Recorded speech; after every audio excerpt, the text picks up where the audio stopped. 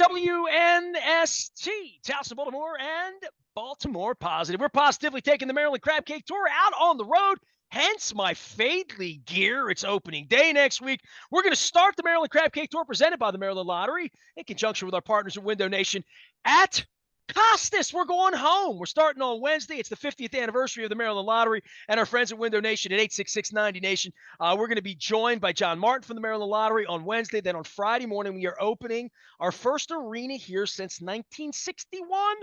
Bruce Springsteen's in town. It's going to be big doings on Friday the 7th. The day after opening day, we'll be down at Fadley's in the morning from 9 until noon, opening the new arena with the boss. Then the Eagles are in. The Orioles are here. The Yankees are here. Baseball season. I got a great guest. I waited a long time to have this fellow on. Never worked for him, even though our hearts are in the same place of media and radio. He's got a book out about being an entrepreneur. Never ride a roller coaster upside down. The ups and downs, an reinvention of an entrepreneur. It's perfect to have you on, Jeff Smulyan, because I'm reinventing myself every day here, 31 years in. We're celebrating 25 years. You were obviously an entrepreneur and a thought leader in sports radio and WFAN, and I followed very smallly in your large footsteps to try to create something here in Baltimore that emulated what you did. So it's been a lifetime of work here. It is such a pleasure to have you on the program today. Nestor, it's great. Great being with you. Well, it's the 1990s, and they've got AM radio. We're all listening to Yankees games or Orioles games here, and John Miller. And after the game, they had post-game radio. And what do we do with that? Well, we read the newspaper the next day. I was an old newspaper guy in the 80s. I knew of the thirst for baseball. My last name's Aparicio in this marketplace. Seeing opportunity is where it kind of all begins as an entrepreneur, right? Absolutely. Absolutely. And it was an idea. I have a favorite saying, Nestor. The line between being a genius and an idiot is very fine. I've been on both sides. At one chapter of the book called Idiot to Genius, the start of all sports radio, which started out, everybody thought was a disaster, an incredibly stupid idea. And it was very tough for a while, and then it turned around. So I went from idiot to genius. Then we bought the Seattle Mariners, and I went from genius to idiot. So I've seen all sides of everything. Well, from your perspective, and I walked this path, right? I had long hair, which I have again in 1992. We lost our football team. Camden Yards was opening. They were selling 3-point. I saw this opportunity, having worked in the sports department of the paper, that I started my show with Kenny Albert. Kenny was here doing the Skipjacks games, waiting for his turn in life, and he's had his run. But when I started the format of sports radio as a station in 97, 98, it was controversial. The guys at BAL, Jeff Beauchamp, and it was in the paper, said that we would never survive. It'll be 25 years in August, but he publicly went on the record as saying sports radio, not a good idea. Yeah. Well, and when I did it in 87, everybody thought insanity. Jim Lampley called it the Vietnam War of Emmis.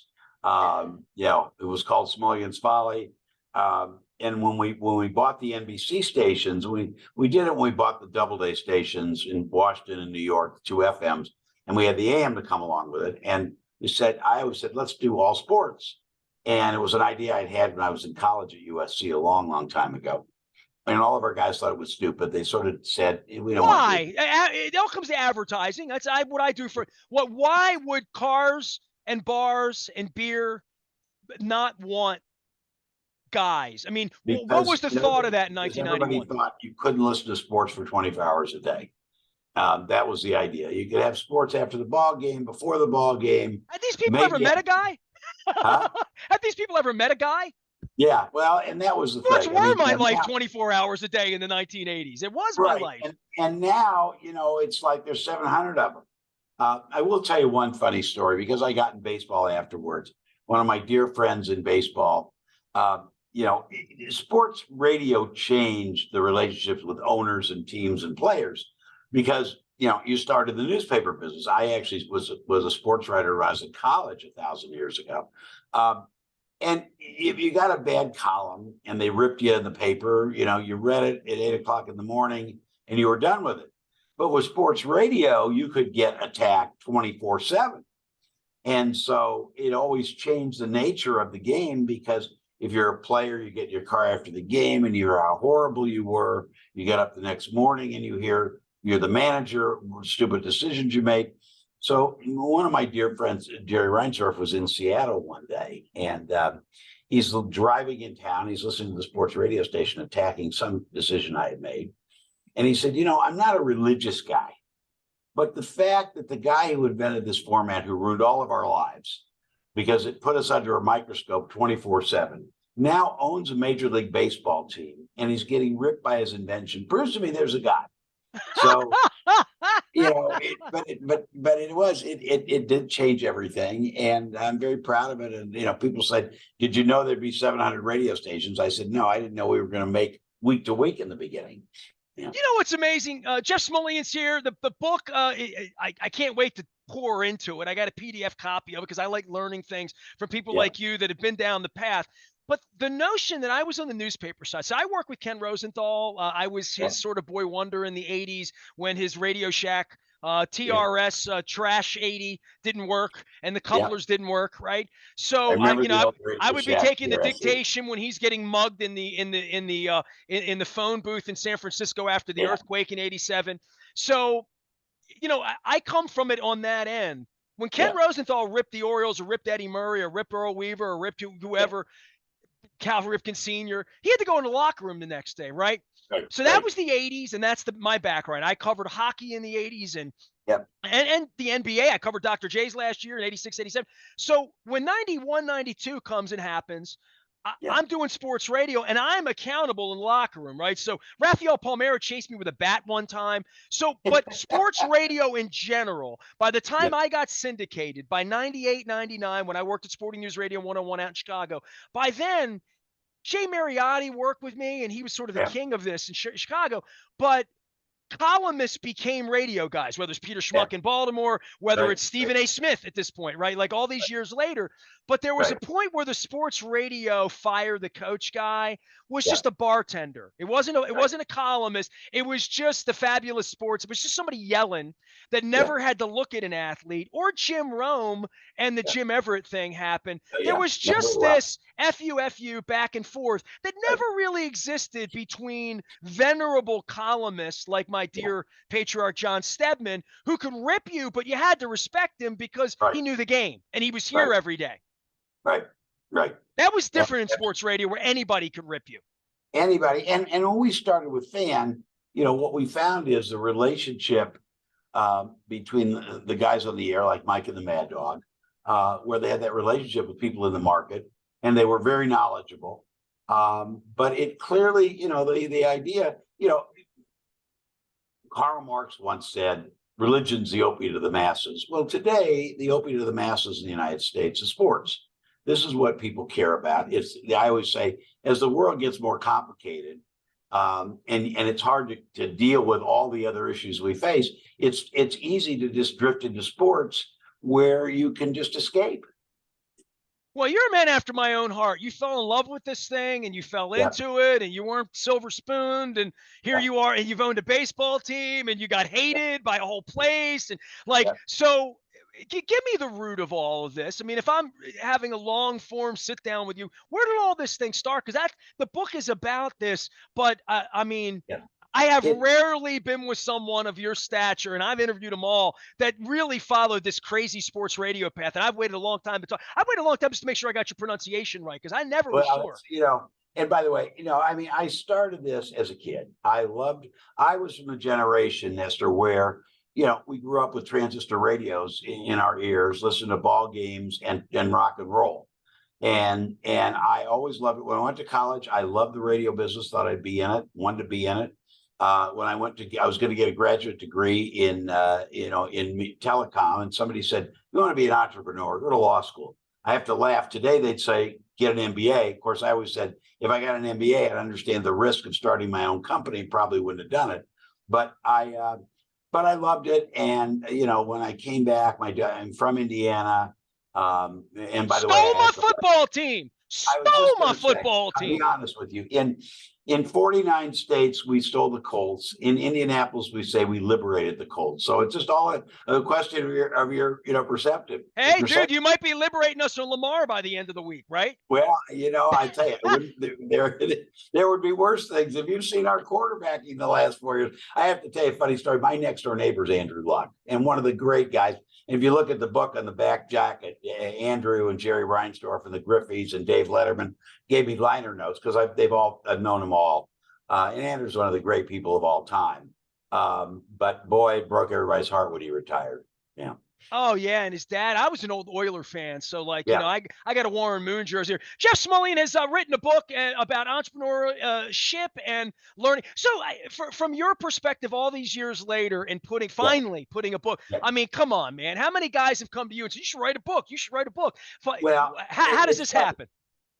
So I have a daughter. Well, I have three wonderful children. But my youngest, who is a freshman up the road at Georgetown, um, I would drive her to school every day from kindergarten until she fired me when she got her driver's license. And we would talk about life. I'm kind of a lesson guy. Here's what I learned here. Here's the story here. And she said, Dad, you got to write this down. Nobody would ever believe it. So COVID came, and I thought, you know what, I'm going to do it. And I wrote like 300 pages. Writing's always been easy for me. Sent it off to a couple friends, and they said, you really got a good book here.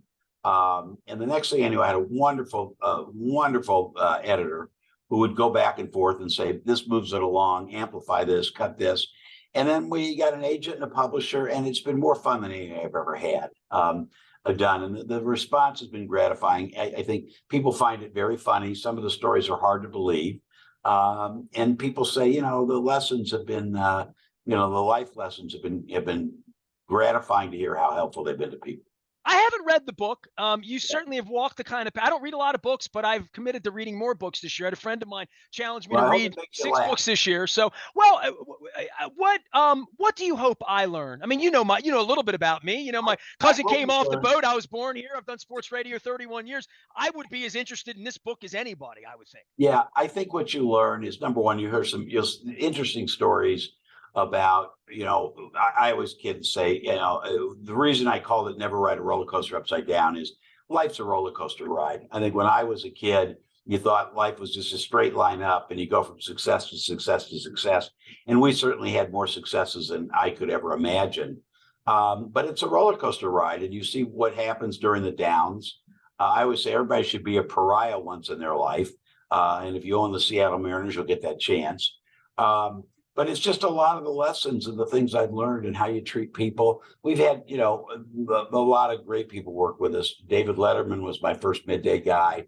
And we've had, Don Imus, and we've had Big Boy, and we've had just about everybody in radio has worked for us at one point. And just the lessons of how to deal with human beings. I think the biggest lesson is the last line of the book where my late mother always said, in life, you just have to have fun. And I think I have been surrounded by people that I've laughed with for years and years. And I think that's the lesson, and never jeopardize your integrity. I told my daughter, if your word is good, almost really nothing else matters. And if your word's not good, nothing else matters. So those are a few of the lessons. But I hope the most important thing you'll say is, I think people have read it and they've laughed out loud, and they've learned some stuff. Well, I hope to laugh out loud, and I hope to learn some stuff. That sounds good to me. I'll be checking out the book. I want to ask you, just in the modern era, right? So Sure. I had a media pass for 27 years with the Ravens. PR guy Right. hates me, throws me out. I can't ask questions. It's this fight that you talk about from an Right. ownership standpoint. Right. And by the way, everybody laughs, but it's not funny to me, and I think they've broken the law amongst other things. But First Amendment and Yeah. criticism Yeah. and where you were, and even, I mean, you just said David Letterman. I mean, I know of your affinity and relationship with him. He went on every night and said stuff that could, Yeah. that was designed to Yeah. to raise people's awareness in some way. Right. And we are really in a weird space here. Whereas I said to you, Ken Rosenthal would have to walk and see. They won't even let me, after I rip the manager. They don't want accountability anymore Yeah. in I mean, regard I to the think media. yeah. I mean, I have dear friends who own teams, and I think, the reality is this is, the number one, it sells tickets. If you want to be, just the crass economic level, the controversy, the interest is what sells tickets. But the other thing, we got a First Amendment that I think is sacrosanct. I've had talk radio guys. People always tease me. I am not a Rush Limbaugh fan, but we carried Rush Limbaugh. We carried people I didn't agree with. Well, the reason I even mentioned is you said Don Imus, and he was always in hot water, which always put you in hot water. Yeah, always. And I mean, but people always ask, what do you, what's the key to managing people? I said, remember, the key to managing people, I've never met a human being who walked in the door in the morning and said, how do I screw my job up? So our job as the managers is to give them the tools, understand the issues, try to work with them. There are times when people, especially on the air crossover lines, you have to work with them on it. And there are things you can't always say. But understanding the process and understanding, how to relate to people is pretty important. Give me the bottom, because we've all had some bottoms in our life. Oh my and God. The bottom is when the industry collapsed and your company is technically bankrupt and you've got wolves at your door, and everybody says, put the thing in bankruptcy because you can't survive. And I'm surrounded by some wonderful people who rolled up our sleeves. I had personal financial crises, and we rolled up our sleeves and we solved it. And I think that's the thing I'm proudest of. I think the thing I'm proudest of is we got through it. And when we do surveys of our people, they say, the company, we had furloughs and we had benefit cutbacks and we had, all sorts of things. But the company was honest with me, and we got through it. And I think that's what I'm proudest of. But I mean, we survived, and that's life. Nestor, you're never going to find anybody who has just success to success. I always say, if somebody tells you they haven't ever failed at anything, that they're making it up. We all do. And I think the proudest things is when you come back from adversity and get through it. We came back from adversity. You stole our football team. We went and got another one and got 2 championships. And now we want your quarterback. we just can't afford him. You know what? There's some people in Owings Mills that might say you can have him at this point. So Jeff Smulyan has written a book about entrepreneurship and his legacy in life and media and ownership. Never ride a roller coaster upside down, the ups and downs of reinvention of an entrepreneur. That's a long title, Jeff, but I got it out. The real title is Never Ride a Roller Coaster Upside Down, but they put that on the jacket. And people can buy it at Amazon, type in my name or whatever, the title of the book. And they always tell me you got to plug the book, tell people how to buy it. So, but it's been fun. I've had more fun with this.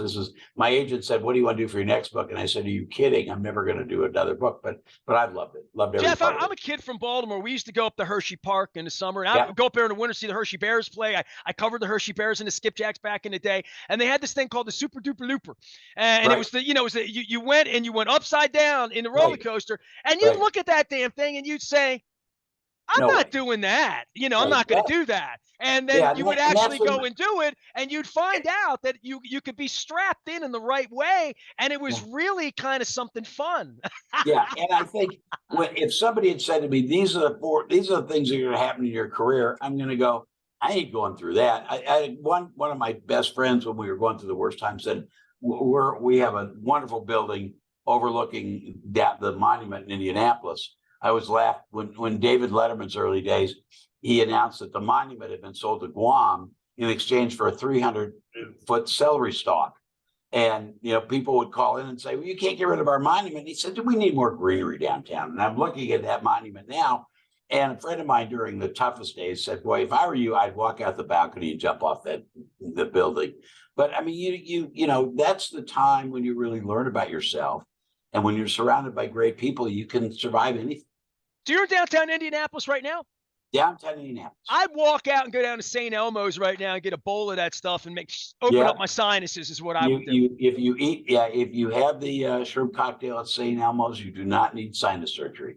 There's no question about that. Hey, really appreciate the wisdom. Appreciate you writing a book like this. I'm going to make a promise to you. I don't make this to many authors on the air. I'm going to read your book. I promise you, I'm going to read your book. I hope it makes you laugh. I hope you learn some things. And please let me know. This has been delightful. Well, I don't get to Indianapolis much since the combines, and I hope you guys at least get to keep that a little bit. Next time I come to Indianapolis, I'm gonna be looking for you. Well, you And find I'm right in the circle. You can't miss it. It's the Emmis building. We're right there, and you just let me know. I know And where we'll the I'll take you brewery is there, safely. where Peter King throws his little thing there, right on I the. know. Yeah, I've stayed at that with the Sheridan right on that square there too. So Absolutely. You let us know. We're here. I All right. appreciate you. Jeff Thank Smulyan out in Indianapolis. See, I thought I didn't like people in Indianapolis, and I fall in with all these friendly Midwestern folks who are Well, connected to David Letterman. it's a wonderful town, and in spite of what we did now, I can't believe I just saw the Colts are in Baltimore for 30 years. They've been here over 40 years. So we're other than that act of desperation, I think it was 84, right about this It time of the was year. March the 28th. This was the morning that the Mayflowers were going out. So, yes, March Yeah. 28th, I will tell 1984. you, I'll finish with one thing. One of my favorite movies is Diner. And I said, you know, Barry Levins is going to have to rewrite Diner because we got to be talking about the Colts walking along the White River. Yeah. See, we don't like that kind of talk here. That's blasphemy. So I'll say this to you. I've been on the Yeah. air 31 years. So in Yeah. 91, we had no prayer of Yeah. getting a team here, right? Like Jack Kent Cook was not going to allow it to happen. You were in ownership at that point. You know this. So Yeah. I go on the air in 91 and I'm on the radio, Nasty Nestor. I said I would run naked down Pratt Street if we ever got a team here. I did Yeah. it in my underwear and raised money. So, I mean, all the chicanery we had in the 90s of doing sports radio and having a good time. But more than that, I took that angst with me for a long, Yeah. long time, right? Like I did some awful things. I called the hospital the day Ursay died to make sure he was dead. I mean, I did awful like sports radio shtick things in the 90s, right? That I'm not proud of, as an older man. But I will say this: I came out for the Super Bowl when you Yeah. guys had it, and it should have been us. Billy Cundiff missed the kick, right? We would have been Yeah. there. Cost me a phone number as an entrepreneur that our team didn't go to the Super Bowl. I came out Yeah. there, the weather, and I had been to Indianapolis a bunch of times. I Yeah. decided that week, I woke up in the hotel, I was in the Marriott block, and I Right. walked down to Radio Row and I wrote this giant long column about how I needed to stop hating Indianapolis. And Yeah. I promise you, I stopped. I really don't have that vibe. I let it go. And it was like 29 years I carried that thing, and it's a cross. And that's a life lesson for me that I let Yeah. it go. And I have people in my life here in Baltimore that Ursay's a four-letter word and all that. I'm friendly with Jimmy. I attended his rock and roll soiree in New York and Yeah. Pete Ward. I, Yeah. I'm not a hater anymore. I've let it Yeah, go. Jimmy and Pete are genuinely nice people. I didn't know his dad well. I knew him a little bit. His dad had his challenges in life. Let's just say that.